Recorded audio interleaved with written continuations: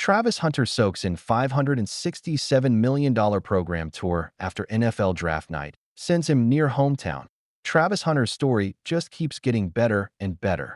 After 3 years of lighting it up for Deion Sanders across Jackson State and Colorado, he's finally heading back closer to his roots in Florida. Draft night was wild enough, but his first real taste of NFL life? A lifetime memory. Jacksonville, less than a 4-hour drive from his hometown of West Palm Beach, traded up with the Cleveland Browns to get Travis Hunter at number 2. For picks, including next year's first-rounder. You don't pull a move like that unless you know you're getting a generational guy. But yeah, the 2024 Heisman Trophy winner is that guy. When Travis Hunter first touched down at Miller Electric Center, a $567 million palace of a facility, you could tell he felt it. I normally go to sleep on planes, but I stayed up the whole time just looking out the window, he said. How can you sleep when your whole life's about to change?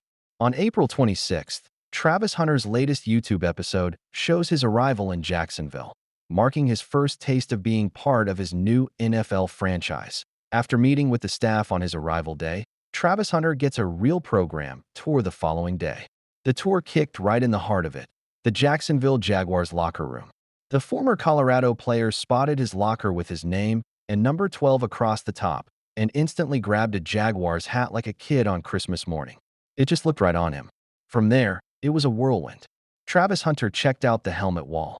Then he even tried to show off some hoop skills, missed 2 shots. But hey, it's not an NBA team he signed for, right? Then they showed him the cryo chamber, the pools, the weight room, and the indoor practice field. Hunter's head was literally darting around, taking in all the sights, like living out every football dream he ever had. Finally, they walked outside. The grass field. The real deal. His future. You could almost hear the gears turning in his head. This is home now. And this Jaguars move? It's the story taking off in a new direction.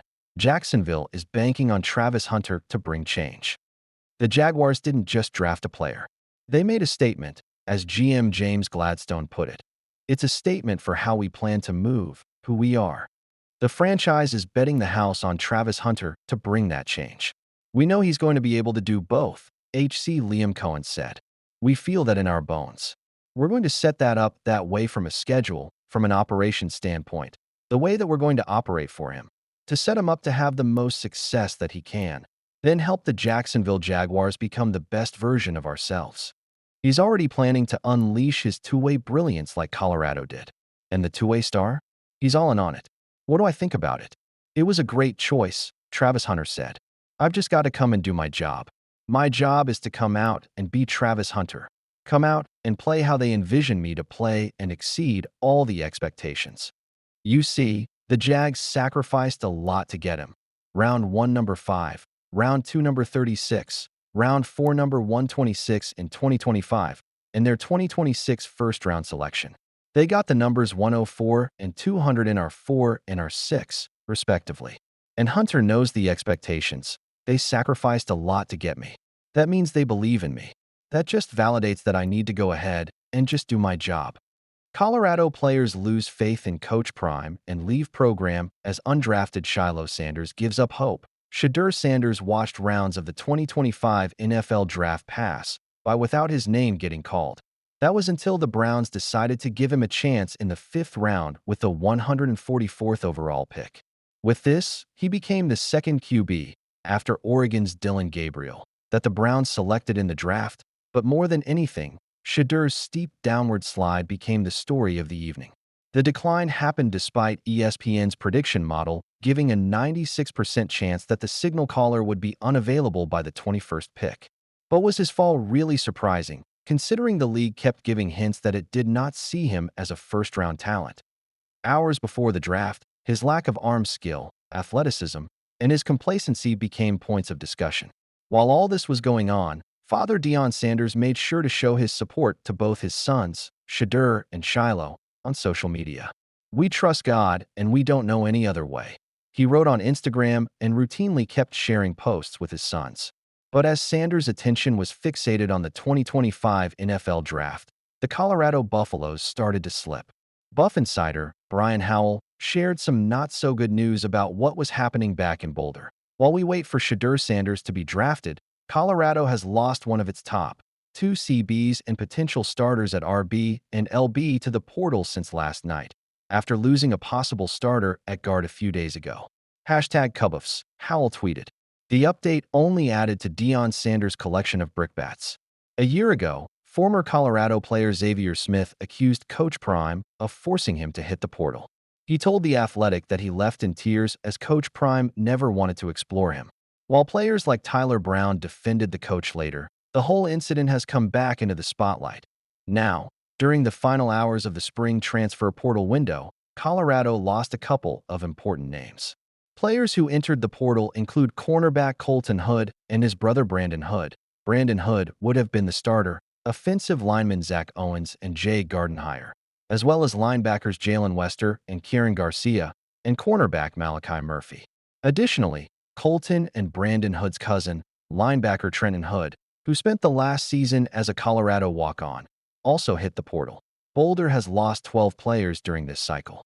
Out of all those names, Colton will be the biggest loss for the Buffs, as he had a breakout redshirt freshman season last fall and was expected to get a starting cornerback spot after Travis Hunter left for the NFL. Colton had played 13 games last season and scored 24 total tackles, 6 pass breakups, and 2 interceptions. Regardless, he didn't forget to thank the Colorado coaches before his exit. Thanks to Coach Prime, Coach Mathis, Coach Livingston, coaching staff, training staff, and especially my teammates for the wonderful opportunity to be a part of the Colorado Buffs family. I have enjoyed every moment, grown significantly, and loved the city of Boulder, he wrote on X on April 25th. Further, Brandon Hood also showed his appreciation as he wrote, I am thankful for all the lessons I have learned from being at this institution. It has molded and shaped me into a better, more mature man. I made the decision to come to Colorado because I wanted to help build something from the ground. I worked hard and did my best with every opportunity one was given. I am excited about what the future holds and look forward to what's next. Thank you, Colorado. Hood had appeared in 3 games as a true freshman last season. But why did they decide to leave? The brothers wanted to play football together and dreamed of making it big, but as per Colton Hood, on April 25th, they learned that the school was moving in a different direction, and hence, they decided to map their exit. This leaves the Buffs running back and cornerback rooms looking depleted, but also reminds us how Coach Prime said he wanted to get in 2 more running backs, as well as a couple of defensive backs after the spring game. But let us not forget how many college football coaches dislike the spring portal window. After all, it turns into an audition for the players who may eventually leave for better deals after their coaches have invested hours trying to develop their talents throughout winter and early spring. Regardless, there is some good news for the Buffs fans. While it is sad to see the players leave, let us not forget that Deion Sanders brought in 21 players from the portal this offseason, and several commitments are on track. I want to target every area, Sanders said earlier this month about the portal. His aim was to get some of the best players and make overall improvement. But it looks like, for now, Deion Sanders will have to support his family during tough times. In addition to Shedur's disappointment, Shiloh Sanders went undrafted. Shiloh Sanders had a tough time, but found some relief. While Shedur Sanders finally got a 5th-round selection, his brother Shiloh faced some tough luck. But eventually, he secured a spot with the Buccaneers as an undrafted free agent. As per reports, this signing took place about 30 minutes after the final pick of the draft. So here onwards, he will have to fight for his spot in the team's 53-man roster by showing he deserves to be there. Another way is for a different team to sign him to their active roster. But either way, he will have to show his absolute best. In Tampa Bay, he will compete and learn from names like Antoine Winfield Jr. and Jamal Dean. All that being said, Shiloh has the skill to nail it in the pro. He is an effective coverage defender with a penchant for forcing fumbles. But a year riddled with injuries eventually cost him heavily. In the end, it was an emotional week for the Sanders. The whole family has been in Texas, where both brothers watched the draft from home. But right from day one, the Sanders family felt a chip on their shoulder after their most touted prospect failed to turn heads. Shiloh seemed to be the most worried among all. He knew where he stood and where his brother did. He said about Shedur, if they making him wait. Oh buddy, I don't even know what they going to do with me. Well, here onwards, it will be interesting to see Shedur and Shiloh's careers. What do you think?